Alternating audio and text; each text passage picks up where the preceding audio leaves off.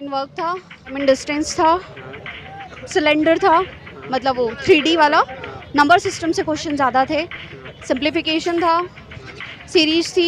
2-3-4 question MP GK के आए हैं। एक क्वेश्चन पूछा था तानसेन समारोह कहाँ पर आयोजित किया जाता है। एक क्वेश्चन पूछा था कि मध्य प्रदेश में बोट क्लब कहाँ पर स्थित है। एक क्वेश्चन पूछा था कि मध्य प्रदेश में कुल आयुध निर्माण करने वाली संस्थाएं कितनी है, संख्या उनकी। मैम आपका good name. Hemlata Hirwal. Okay ma'am. Ma'am MP patwari का एग्जाम था, कैसा गया पेपर? पेपर ठीक गया। इजी टू मोटेड क्या कर सकते हैं पेपर का लेवल? लेवल मतलब ठीक था, कर सकते थे। हाँ। मैथ्स का क्या लेवल था और मैथ्स में किस चैप्टर से क्वेश्चन आपको देखने को मिले? नंबर सीरीज से दिया था और ग्राफ वर्क दिया था और रीजनिंग में कोडिंग डिकोडिंग दिया था और मतलब पैराग्राफ चेंज करने का। अगर हिंदी में हिंदी बहुत इजी आ रही है, नो डाउट इजी आ रही है, तत्सम तद्भव ये वो सब इजी आ रहा है उसमें। रीजनिंग का जैसे मैंने क्वेश्चंस अगर देखे उसमें तो मिरर इमेजेस के बारे में पूछा गया है और पेपर फोल्डिंग के बारे में पूछा गया है। 2-4 क्वेश्चन थे जो कोडिंग डिकोडिंग के बारे में ही पूछे गए हैं। 1-2 क्वेश्चन थे वो डायरेक्शन के बारे में पूछे गए, लेफ्ट गया, राइट गया, ईस्ट वेस्ट नॉर्थ साउथ, जहाँ भी मूवमेंट कराते हैं डायरेक्शन पूछ लेते हैं, डिस्टेंस पूछ लेते हैं, वो सब थे। तो रीजनिंग ओवरऑल एवरेज था, बहुत टफ नहीं था। मतलब तो हिंदी में किस चैप्टर से आपको क्वेश्चन देखने को मिले मैम? चैप्टर बताइए। हिंदी में ब्लोम पर्यायवाची तत्सम और मतलब मुहावरे का आप हिंदी मीनिंग क्या निकाल सकते हो, उस टाइप से क्वेश्चन दिए थे। देखा जाए तो करंट अफेयर में कुछ भी नहीं आ रहा है ऐसे। एमपी आ रहा है और एमपी इजी आ रहा है, एमपी के हिसाब से इजी आ रहा है एमपी। इकोनॉमिक साइंस है, हिस्ट्री का कोई क्वेश्चन? साइंस अच्छा आ रहा है बोल सकते हैं। नॉर्मल चीज़ें जो ऑलरेडी पता होनी चाहिए वैसे ही आ रही है, बस आपको याद होना चाहिए वरना कंफ्यूज हो जाओगे। साइंस में ताप दाप के न्यूमेरिकल्स भी आए हैं, फिजिक्स के भी कुछ क्वेश्चंस उसमें अच्छे थे। केमिस्ट्री मुझे देखने को नहीं मिली आज। और हिस्ट्री वगैरह हिस्ट्री में कुछ खास नहीं था। हिस्ट्री नहीं, कितना अटेम्प्ट करा मैम आपने? हमने 120 120। कौन सी कैटेगरी से लोग? SC। कहाँ तक जाएगा मैम एससी का कट ऑफ? उसका तो 120 130 के बीच रहता है कट ऑफ। तो मैथ्स का चैप्टर बताइए सर, अगर जो आपने अटेम्प्ट करियर देखने को मिला सर। मैथ्स के बारे में मैं चर्चा करूं तो 4 क्वेश्चन थे सिंप्लीफिकेशंस के, जो थोड़े से लेंदी थे, टाइम कंज्यूमिंग थे। तो सिंप्लीफिकेशन हर बच्चे से आती है, बोर्ड मार्क्स के अकॉर्डिंग उसको सॉल्व करने थे, वो इजी कर पाएंगे बच्चे, कर पाए होंगे आज भी। और 2-3 क्वेश्चन जो थे वो प्रोबेबिलिटी से भी आए थे, परमुटेशन एंड कॉम्बिनेशन टाइप के क्वेश्चंस थे, तो वो जो बच्चे पढ़ते होंगे कर पाएंगे। टाइम एंड वर्क को लेके और स्पीड एंड टाइम को लेके 2-3 क्वेश्चंस थे, इसी के इर्द गिर्द मैथ था। आज सिंपल इंटरेस्ट, कंपाउंड इंटरेस्ट देखने को नहीं मिला है और दूसरे चैप्टर्स जैसे बोट एंड स्ट्रीम भी आज बिल्कुल भी देखने को नहीं मिला है।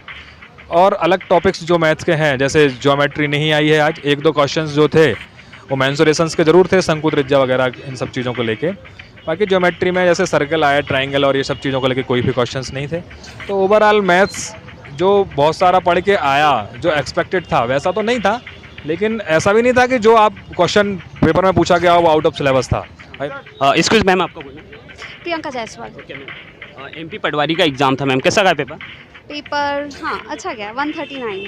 139। ओके। तो पेपर का लेवल अगर दिखा जाए तो इजी टू मोटेड क्या कह सकते हैं मैम? मॉडरेट। मोटेड। हाँ हिंदी का क्या लेवल था अगर हिंदी में? हिंदी बहुत इजी आ रही है, नो डाउट इजी आ रही है, तत्सम तद्भव ये वो सब इजी आ रहा है उसमें। और मैथ्स की अगर बात करें तो मैथ्स में किस चैप्टर से आपको क्वेश्चन ज़्यादा देखने को मिले? टाइम एंड वर्क था, टाइम एंड डिस्टेंस था, पाइप एंड सिस्टम था, सिलेंडर था, मतलब वो 3D वाला, और नंबर सिस्टम से क्वेश्चन ज़्यादा थे, सिंप्लीफिकेशन था, सीरीज थी और ऑड नंबर सीरीज थी। रीजनिंग में भी इजी था, कोडिंग डिकोडिंग था ज़्यादा, बाकी सब इजी था। करेंट अफेयर का अगर देखा जाए तो करंट अफेयर में कुछ भी नहीं आ रहा है ऐसे। एमपी आ रहा है और एमपी इजी आ रहा है, एमपी के हिसाब से इजी आ रहा है एमपी। इकोनॉमिक साइंस है, हिस्ट्री का कोई क्वेश्चन? साइंस अच्छा आ रहा है बोल सकते हैं। नॉर्मल चीज़ें जो ऑलरेडी पता होनी चाहिए वैसे ही आ रही है, बस आपको याद होना चाहिए वरना कंफ्यूज हो जाओगे। और इंग्लिश की अगर बात करें तो इंग्लिश वॉइस नरेशन और idiom phrases and miss spell words और बस यही था।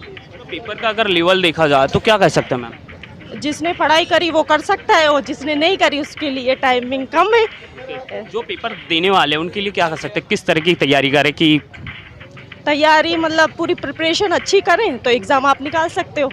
ये मतलब उतना डिफिकल्ट नहीं था अगर देखा जाए तो? डिफिकल्ट नहीं है, स्टडी करोगे तो आप निकाल सकते हो एग्ज़ाम। कितना अटेम्प्ट करा मैम आपने? हमने 120 120। कौन सी कैटेगरी से लोग? SC। कहाँ तक जाएगा मैम एससी का कट ऑफ? उसका तो 120 130 के बीच रहता है कट ऑफ। तो आपका good name? Hemlata Hirwal. Thank you. Time का इशू था कि टाइम इनफ था मैम? हाँ, थोड़ा सा टाइम कम पड़ेगा यदि मैथ्स में आप फंस जाते हो तो। ओके मैम, जो बच्चे पेपर देने वाले हैं उनके लिए आप क्या कहना चाहोगे? अगर टाइम मैनेज कीजिएगा बिल्कुल, और इजी आ रहा है पेपर, आपको चीज़ें याद है तो आप आराम से टिक कर ले जाओगे।